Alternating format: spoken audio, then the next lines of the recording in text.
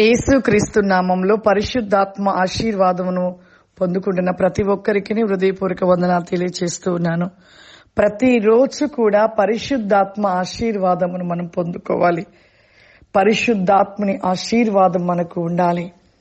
నిత్యము ఆయన ఆత్మను కలిగిన వారిగా ఉండాలి. అలా మనం నిలిచి నిత్యము దేవునితో ఉన్నప్పుడే దేవుని ఆశీర్వాదమును పొందుకుంటాము.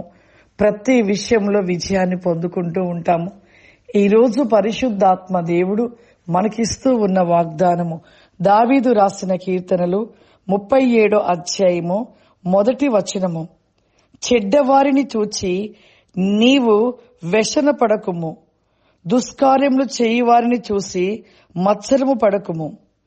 ఈ రోజు పరిశుద్ధాత్మ దేవుడిస్తూ ఉన్న వాగ్దానము. చెడ్డవారిని చూసి చాలా మంది కూడా ఇతడు చెడ్డవాడు అని అసహించుకుంటూ మరి వారిని విమర్శిస్తూ ఉంటారు. ఒక చెడ్డవాడిగా ఉన్న వ్యక్తిని మనము బాగు చేయవారుగా ఉండాలి, సరిచేసేవారుగా ఉండాలి. దేవుని బిడ్డలు అంటే క్రైస్తవ బిడ్డలు, దేవుని బిడ్డలుగా ఉంటున్న మనలో ఉండవలసింది మొట్టమొదటిగా ఒక పాపిని క్షమించి వారిని మరల దేవుని వెలుగు మార్గంలో నడిపించే వారిగా ఉండాలి. పాపిగా ఉంటున్న వారిని ఆ పాపములో నుండి వారిని మరి విడిపించబడినట్లుగా ప్రార్థన చెయ్యాలి. అలా మనము చేసి చెడ్డవారిగా ఉన్న వారి మనసును దేవుని వైపుగా మంచివారుగా మార్చబడినట్లుగా మనము వారిని మరి ముందుకు దేవునిలో నడిపిస్తూ వారిని మార్చేవారిగా ఉండాలి. కానీ అయ్యో వాడు చెడ్డవాడు, వాని దగ్గర పోతే ఎలా, ఆ చెడ్డవారిని చూసి అసహించుకొని విమర్శించడం అవి మనం ఎప్పుడు చేయవద్దు.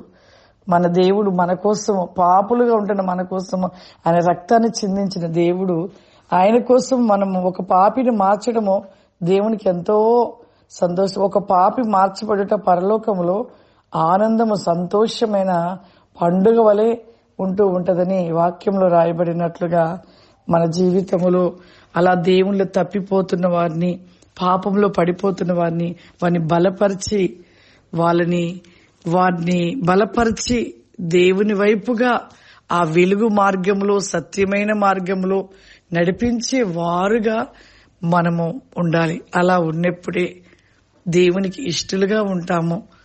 దేవుడు మనం చూసి సంతోషిస్తూ ఉంటాడు. కాబట్టి ప్రతి ఒక్కరు కూడా అయ్యో వాడు పక్కవాడు తప్పు చేశాడు కదా, వాడితో మాట్లాడుకుంటుంటే మంచిది అనుకోవద్దు. అతని కోసం ప్రార్థన చేయండి. పదే పదే ప్రార్థన చేస్తూ వెళ్ళి చెప్పండి, సువార్తను ప్రకటించండి, తెలియపరచండి, పాపం చేయకూడదని చెప్పండి. అలా చెప్పి మార్చండి. అలా మార్చినప్పుడు పరలోకంలో మీ యొక్క ధనము అక్కడ బహుగా దాచబడుతూ ఉంటది. ఎలా? నువ్వు ఇక్కడ ఒక ఆత్మ రక్షించుట, నశిస్తున్న ఆత్మను రక్షించుట, నువ్వు రక్షించినట్లయితే పరలోకంలో నీ సంపాదన అక్కడ నిలిచి ఉంటది.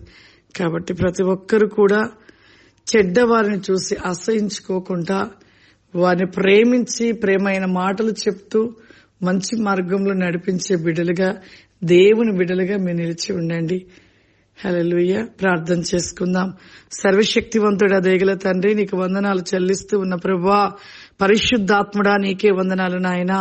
ఈ ప్రోగ్రాం చూస్తున్న ప్రతి బిడ్డను కూడా ప్రభువా మీరు దీవించి ఆశీర్వదించండి తండ్రి. మీ ఆశీర్వాదము దినము మేము పొందుకోవాలి ప్రభువా. దినము మీ అభిషేకము చేత నింపబడాలి ప్రభువా. అగ్ని వలె మండించండి. అభిషేకము దిగి వచ్చునుగాక ప్రభువా. ఎవరైతే ప్రోగ్రాం చూస్తూ ఉన్నారో ప్రతి ఒక్కరి పైకి ప్రభువా ఓ నీ అభిషేకము దిగి వచ్చును గాక ప్రభువా. ఓ మీ ఆత్మ చేత నింపబడును గాక ప్రభువా. ఓ ప్రతి ఒక్కరు అగ్ని చేత మండించబడును గాక ప్రభువా. వారి కుటుంబంలో ప్రతి సమస్య నుండి విడుదల కలుగును గాక ప్రభువా. నీకు స్తోత్రము నాయన. Vision not the glory come the my క్లీజ్ టెల్ బికాస్ మే తండ్రి. ఆత్మవేకమైన శక్తి కలిగిన దేవ, ఆత్మవేకమైన కార్యములు వారి పట్ల జరిగించి ప్రభువా అద్భుత నీకమైన కృప దయచేయమని యేసు నామములో నడుచున్నాను తండ్రి. ఆమేన్. God bless you. దేవుడు మిమ్మల్ని దీవించును గాక. ఆమేన్.